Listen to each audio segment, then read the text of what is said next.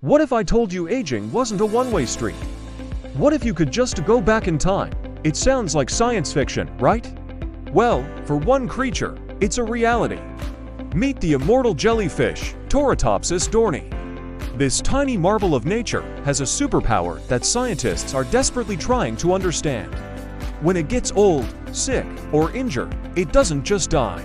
Instead, it can hit the reset button.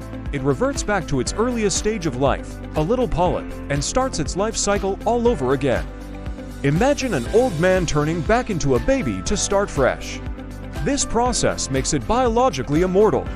It can theoretically live forever, unless it gets eaten or suffers a fatal disease it can't reverse.